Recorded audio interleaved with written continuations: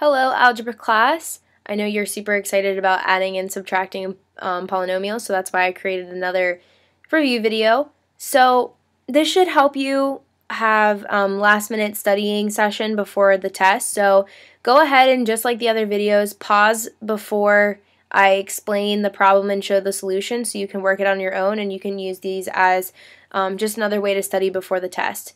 So the first example is two trinomials being subtracted. So we have 3 minus 6n to the fifth minus 8n to the fourth being subtracted by negative 6n to the fourth minus 3n minus 8n to the fifth. So pause here, work it on your own, and then come back to see my solution. So right away, I noticed that this was not written in standard form, and that was because we have our fifth to the highest degree to the fifth is in the middle, so it's our second term. So we need this to be in front. So, and along with this one is our third term to this fifth, so I needed them in front. So I went ahead and I changed them to standard form, and so these are now my new trinomials. And I didn't add the negative sign until this next step, so now I'm adding the negative sign. The first trinomial will stay the same, but the second one, I'm applying this negative sign to this first term, which is going to give me a positive 8n to the fifth. And then again, when I apply it, I'm going to get a positive 6n to the fourth. And then the last time when I apply it, I'll get a positive 3n. So it's at this point when I can start combining my like terms. And I have this. When I combine my like terms right here, I have negative 6n to the fifth plus 8n to the fifth here, which gave me a positive 2n to the fifth here. So we did these two terms, so I like to kind of cross them off just to keep in order what I have left to combine. I have a negative 8n to the fourth here and a 6n to the fourth here, which gave me a negative 2n to the fourth here. But we know that we can finish with those. What I have left is a 3n. I don't have any other terms with just n in them, so I know that I can just carry that down, and that's where I got my 3n from. And then similarly, I have the 3, and I can just carry the 3 down as well. So our final answer is 2n to the fifth minus 2n to the fourth plus 3n plus 3. Go ahead and copy down this one. We're adding a binomial and a trinomial together. So for this specific example, I decided that I was just going to add them together on top of each other. So for this one, I put my binomial, which came first, 5p squared minus 3, and then I'm adding the second trinomial to it, which is negative 2p squared minus 3p minus 4. So what I did was I lined them up like this because I wanted my p squares to match up. So when I combined my like terms, I got 5 plus negative 2, which gave me a positive 3, and my p squared remains the same. So that's where this first term came from. And then I had just a negative 3p here. There was no p terms up here, just p. So that's why I can carry that down to the bottom and get negative 3p. And then I'm combining a negative 3 up here with a positive 4 down here, which gave me a positive 1 as my last term. So our final answer is 3p squared minus 3p plus 1. Okay, example 3. Go ahead and take a minute and pause and copy this example down. As you can notice, we are going to be subtracting right here, so we have to apply our subtraction symbol.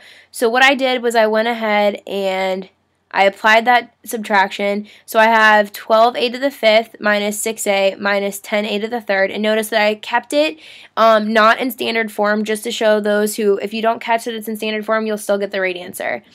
So I have negative 10 here. So I have a negative 10 and a negative 10. And then when I apply the negative sign again, I'm going to have a negative and a negative, which will give me a positive 2a to the fifth.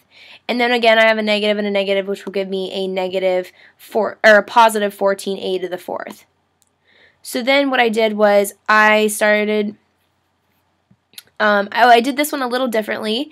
I decided to write my terms with their like terms right next to each other. So I took this 12a to the 5th, and this 2a to the 5th, and I put them right next to each other when I rewrote it. So that's why I did that. And then I did the same thing with my other terms. So 14a to the 4th.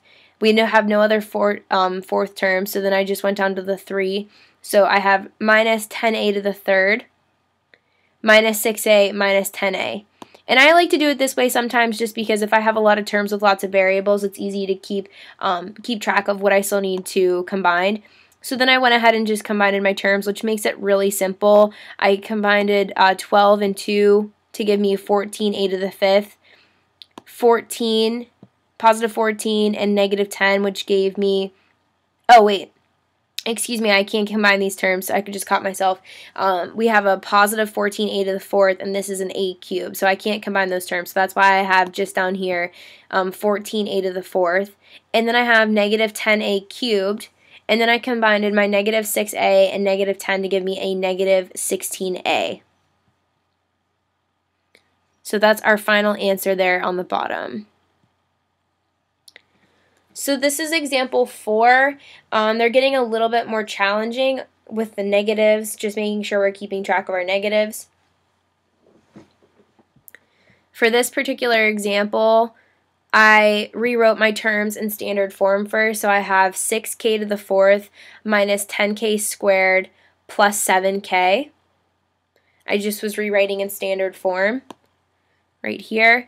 And then we have negative 4k to the 4th minus 14k minus 14. So then just like in the last example, I decided to write my like terms right next to each other. I just think that it's a little easier to see when I'm combining. But right here I have a 6k to the 4th minus 4k to the 4th, and that's where I got this 2k. That's where I got this 2k right here to the 4th, and then I have a negative 10k squared, and that's my only term that has a k squared in it, so I can just carry that straight down here. And then I just combine like terms again. I have a positive 7k and a negative 14k, which will simplify to a negative 7k. And then my 14 is just a constant, and I have no other constants to combine it with, so it'll just remain negative 14. So my final answer is 2k to the 4th minus 10k squared minus 7k minus 14. Example 5, this one is we are subtracting two trinomials from each other, so just make sure you're watching your negative sign again.